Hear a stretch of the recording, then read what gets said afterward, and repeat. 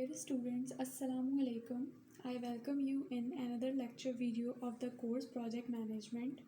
तो हम जो है वो नेटवर्क डायग्राम्स कंस्ट्रक्ट कर रहे थे और हमने इससे पिछली वीडियो में नेटवर्क डायग्राम्स जो हैं वो AON और AOA दोनों मेथड से कंस्ट्रक्ट करना सीखी थी। इस वीडियो में हम जो डायग्राम्स कंस्ट्रक्ट करेंगे वो पिछली वीडियो से थोड़ी सी ट्रिकी होंगी, डिफ़िकल्ट होंगी और इसके अलावा हम जो डायग्राम्स कंस्ट्रक्ट करेंगे वो सिर्फ AOA यानी एक्टिविटी ऑन एरो के मेथड से कंस्ट्रक्ट करेंगे। ठीक है, तो आप लोग इसको एक तरह से अपना होमवर्क समझिए कि आप लोगों को जो AON यानी एक्टिविटी ऑन नोड है वो ख़ुद से कंस्ट्रक्ट करनी होगी। ठीक है, तो चलिए हम अपने अगले क्वेश्चन यानी क्वेश्चन नंबर 4 की तरफ चलते हैं। ये आपको क्वेश्चन दिख रहा है, ये हमारे पास डिफरेंट एक्टिविटीज़ गिवन है और ये उनके प्रीडेसेसर्स गिवन है। तो हमने ये बात डिस्कस करी थी कि जब कोई ऐसा एक्टिविटी हो कि जिसमें एक से ज़्यादा ऐसी एक्टिविटी हो कि जिनके कोई प्रीडेसेसर्स नहीं है तो हमें क्या करना पड़ता है, एक स्टार्टिंग नोड बनानी पड़ती है। ठीक है, ये हमने बना लिया और ये एक्टिविटी ऑन एरो मेथड है। राइट स्टूडेंट्स, आपको अब ज़्यादा सही दिख रहा होगा। ठीक है, तो ये हमने बनाया और अब हमारे पास स्टार्ट में कौन सी दो एक्टिविटीज़ हमें स्टार्ट करनी है, एक्टिविटी ए और एक्टिविटी बी। तो ये हमने एक्टिविटी ए बना दी और ये हमने अपनी एक्टिविटी बी बना दी। एरोज़ बहुत प्रॉपरली ड्रॉ करने होते हैं, एरोज़ आगे पीछे करने से आपके मार्क्स डिडक्ट हो सकते हैं। ठीक है, अब देखिए हमारे पास जो सी एक्टिविटी और डी एक्टिविटी है वो किससे बन रही है, ए बी के कंबाइंड होने से बन रही है। और अगर हम देखें तो बाद में हमें बी अलग से भी रिक्वायर्ड है लेकिन ए अलग से रिक्वायर्ड नहीं है।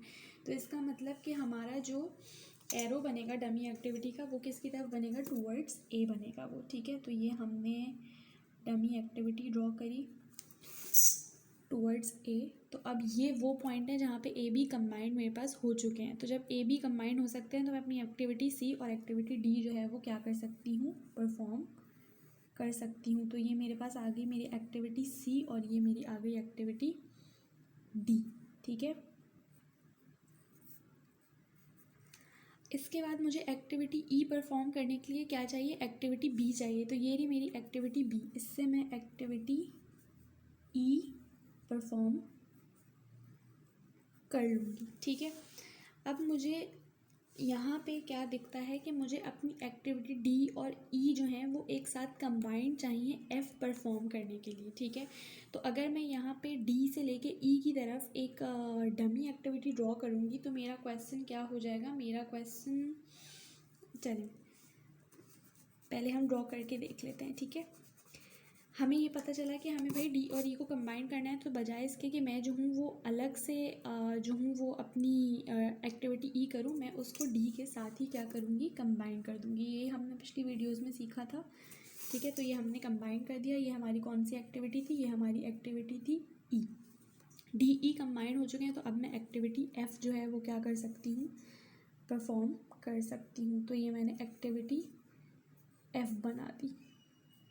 ठीक है, एक्टिविटी एफ़ हो गई। अब एक्टिविटी सी और एफ़ जब कंबाइन होंगे तो मेरे पास एक्टिविटी जी परफॉर्म होगी। तो ये रही मेरी एक्टिविटी एफ़। तो अगर मैं इससे इसकी तरफ डमी एक्टिविटी ड्रॉ कर दूंगी तो वो क्या हो जाएगा, रॉन्ग हो जाएगा, क्योंकि ना मुझे बाद में सी अलग से रिक्वायर्ड है ना एफ़ अलग से रिक्वायर्ड है। ठीक है, तो हमें क्या करना होगा कि हमें बजाय सी अलग से ज्वाइन करने के हमें उसको यहाँ एफ़ के साथ ही क्या करना पड़ेगा, कंबाइन करना पड़ेगा। ठीक है, तो मैं क्या करती हूँ कि यहाँ से मैं इसको यूँ करके कंबाइन कर देती हूँ और ये मेरे पास कौन सी एक्टिविटी थी, ये मेरे पास एक्टिविटी सी थी। तो अब ये वो पॉइंट है जहाँ पे मेरे पास एक्टिविटी सी और एफ़ कंबाइन हो चुकी हैं। तो मैं अपनी एक्टिविटी जी परफॉर्म कर लूँगी। ठीक है, तो ये मैंने अपनी एक्टिविटी जी परफॉर्म कर ली।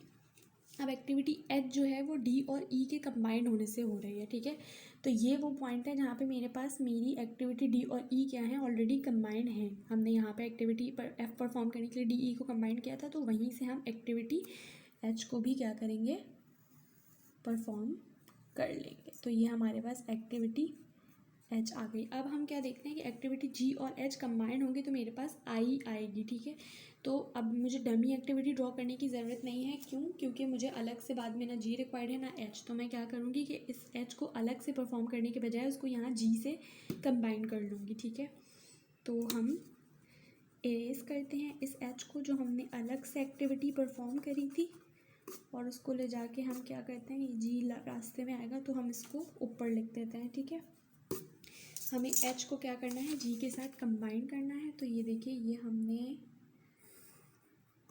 एच और जी को साथ कंबाइन कर लिया। ये हमारे पास एक्टिविटी एच थी।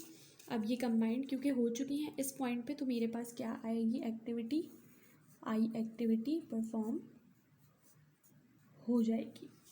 ठीक है, तो ये हमारे पास इस क्वेश्चन के लिए एक्टिविटी ऑन एरो डायग्राम जो है वो कंस्ट्रक्ट हो चुकी है। आई होप आप लोग को ये समझ में आई होगी, और अगर आप चाहें तो आप इसके अंदर 1 2 3 करके लेबलिंग कर सकते हैं। ठीक है, अब हम चलते हैं अपने नेक्स्ट क्वेश्चन की तरफ, और जो हमारा नेक्स्ट क्वेश्चन होगा वो इससे भी ज़्यादा ट्रिकी होगा। ठीक है, चलिए जी, ये हमारा क्वेश्चन नंबर 5 है। ठीक है, ये हमारे पास डिफरेंट एक्टिविटीज़ गिवन है जे तक, और ये हमारे पास उनके प्रीडेसेसर्स गिवन है। तो अब हम अपनी एक्टिविटीज़ क्वेश्चन जो है उसको स्टार्ट करते हैं। आप लोग को अब सही से दिख रहा होगा। देखें, हमारे पास यहाँ पे ऐसी 2 एक्टिविटीज़ हैं जिनके कोई प्रीडेसेसर्स नहीं है, तो हमें क्या करना पड़ेगा, हमें एक स्टार्टिंग नोड लेनी पड़ेगी। ठीक है, तो ये हमने स्टार्ट लिया, और उससे हमने क्या करना है कि हमें 2 एक्टिविटीज़ यानी कि ए और एक्टिविटी बी जो है वो निकाल देनी है। तो ये मेरे पास एक्टिविटी ए आई और ये मेरे पास एक्टिविटी बी आ गई। ठीक है, अब अगर मैं अगला देखूं एक्टिविटी सी, तो वो क्या है कि मुझे एक्टिविटी सी परफॉर्म करने के लिए ये एक्टिविटी ऑन एरो मेथड है, AON आपको खुद से करना है। ठीक है, एक्टिविटी सी परफॉर्म करने के लिए मेरे पास एक्टिविटी ए और बी का कंबाइन होना ज़रूरी है। तो मैं कैसे कंबाइन कर सकती हूँ इन दोनों को, या तो डमी एक्टिविटी ड्रॉ कर सकती हूँ या दोनों को साथ, लेकिन मुझे अगली कंडीशन भी देखनी है। अगली क्या कंडीशन है कि मुझे बाद में बी अलग से भी रिक्वायर्ड है और ए भी है जो अलग से रिक्वायर्ड है। तो इसका मतलब कि ना मैं एरो टूवर्ड्स ए बना सकती हूँ, ना मैं एरो टूवर्ड्स बी बना सकती हूँ। ठीक है, चलिए मैं आपको एक दफ़ा करके भी दिखा देती हूँ कि अगर मैं ऐसा कर दूँ तो फिर क्या मसले मसाइल आएंगे। ठीक है, तो ये देखें, अगर मैं towards a arrow for example draw करती हूँ, तो क्या होगा कि यहाँ पे मेरे पास ए बी तो कंबाइंड हो गए, और अभी ए बी के कंबाइंड होने से मैं सी परफॉर्म कर लूँगी। लेकिन फिर बाद में मुझे जहाँ ये ए अलग से रिक्वायर्ड है एक्टिविटी ई परफॉर्म करने के लिए, तो यहाँ पे तो क्योंकि मैं कंबाइन कर चुकी हूँ, तो अब मैं यहाँ से तो ई नहीं निकाल सकती, क्योंकि ई के लिए तो मुझे सिर्फ ए रिक्वायर्ड है, ए बी तो रिक्वायर्ड नहीं है ना। ठीक है, तो ये मेरे पास क्वेश्चन क्या हो जाएगा, रॉन्ग हो जाएगा। अब इसी तरह अगर मैं ये करती हूँ कि मैं बजाय ए के मैं बी की तरफ एरो कर लेती हूँ कि मैं चलो इसको मैं वो इस पॉइंट बनाती हूँ जहाँ पे ए बी जो है वो कंबाइंड हो रहे हैं, तो यहाँ से फिर अगर मैं सी निकाल भी दूँ, ठीक है, अब मुझे ये एक्टिविटी डी के लिए एक्टिविटी बी रिक्वायर्ड है अलग से, कंबाइंड नहीं। तो यहाँ पे तो क्योंकि मैं कंबाइन कर चुकी हूँ तो मुझे तो एक्टिविटी बी अलग से भी रिक्वायर्ड है, तो फिर मैं क्या करूँगी। ठीक है, तो इस तरीके के जो केसेस आते हैं उसमें हमें क्या करना होता है, हमें एक अलग से जो है वो नोड लेनी होगी। ठीक है, वो हम यहाँ पे ले लेते हैं, और यहाँ पे हम एक्टिविटी ए और बी को कंबाइन करेंगे। हमने यहाँ या यहाँ पे क्यों नहीं कंबाइन किया, क्योंकि हमें एक्टिविटी ए और बी बाद में अलग से भी रिक्वायर्ड है। ठीक है, तो ये आप डमीज़ के ज़रिए अब इनको जो है वो कंबाइन कर लीजिए।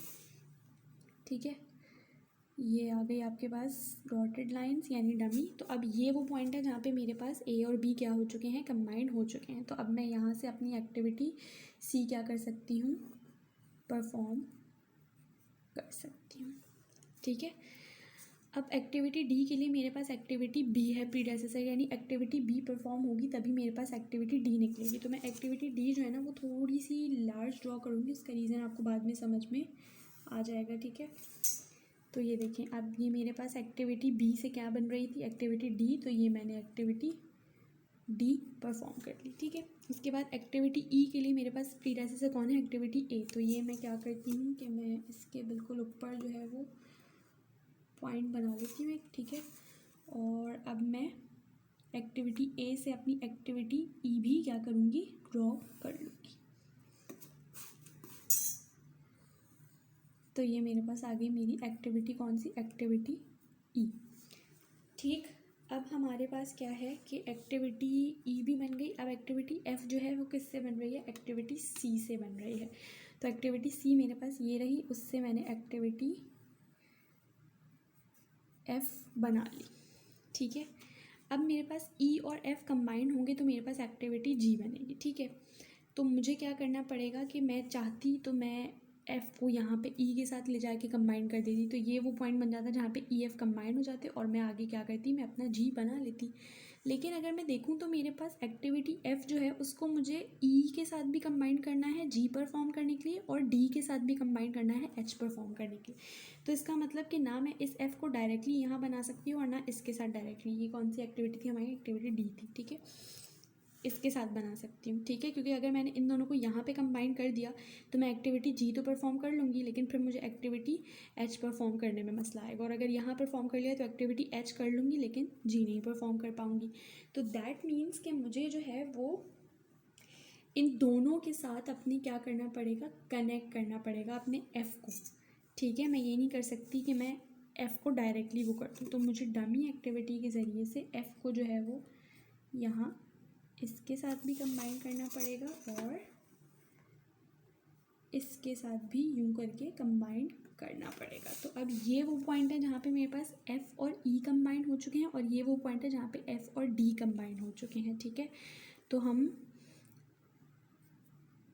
क्या करेंगे, हम ये ई और एफ़ कंबाइन हो चुके हैं, तो इससे हमने एक्टिविटी जी क्या करी, परफॉर्म कर ली, ठीक है।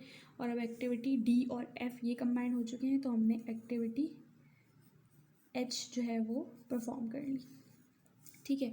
अब जी और एच कंबाइंड होंगे मेरे पास, तभी मेरे पास एक्टिविटी आई परफॉर्म होगी। तो क्या मुझे जी या एच में से कोई एक बाद में अलग से रिक्वायर्ड है, नहीं रिक्वायर्ड। तो मैं क्या करूँगी कि मुझे ये बजाय अलग से ड्रॉ करने के मैं इसको इसके साथ ही मिला दूँगी, ठीक है, जी के साथ। तो ये हमने इरेज किया और हमने अपनी जो एक्टिविटी एच है उसको यहाँ पे यूँ करके जी के साथ कंबाइन कर लिया, सही। और अब जब ये जी एच यहाँ पर कंबाइन हो चुके हैं तो मैं अपनी एक्टिविटी कौन सी परफॉर्म कर सकती हूँ, आई परफॉर्म कर सकती हूँ, ठीक है। अब एक्टिविटी जे जो है उसका प्रीडेसेसर कौन है, आई। तो ये रही मेरे पास एक्टिविटी आई, इससे मैं निकाल लूँगी एक्टिविटी जे, ठीक है। तो आई होप आप लोगों को ये क्वेश्चन क्लियर हो गया होगा, और आप लोग को ये रीज़न भी समझ आ गया होगा कि ये मैंने इतने लार्ज क्यों ड्रॉ किए थे, क्योंकि हमारे पास जो नेटवर्क डायग्राम्स होती हैं उनमें हम कभी भी बैकवर्ड कंस्ट्रक्शन नहीं कर सकते, हमें हमेशा फॉरवर्ड कंस्ट्रक्शन करनी होती है। सो फॉर दैट रीज़न हमने क्या किया है कि इनको आगे थोड़ा सा एक्सटेंड करके बनाया है, ठीक। सो स्टूडेंट्स, ये दो हमारे पास और क्वेश्चंस थे जो हमने जो है वो नेटवर्क डायग्राम्स को कंस्ट्रक्ट करने के लिए किए हैं। आई होप कि आप लोगों को जो है नेटवर्क डायग्राम्स बहुत अच्छे से कंस्ट्रक्ट करनी आ गई होंगी दोनों मेथड्स के ज़रिए से। और अगर आपको वीडियो पसंद आई है तो काइंडली लाइक करिए, मेरे चैनल को सब्सक्राइब करिए और अपने फ्रेंड्स के साथ शेयर करिए। और अगर आपको कोई भी क्वेरी है इन क्वेश्चंस में तो आप मुझसे कमेंट सेक्शन में लाजमी पूछिएगा, ठीक है। और प्लस अगर आपने इससे पिछली वीडियो नहीं देखी है तो मैं डिस्क्रिप्शन में उसका लिंक शेयर कर दूँगी, ज़रूर देखिएगा, क्योंकि उन क्वेश्चंस को हमने थोड़ा सा इजी लेके सॉल्व किया था ताकि आपकी बेस बन सके।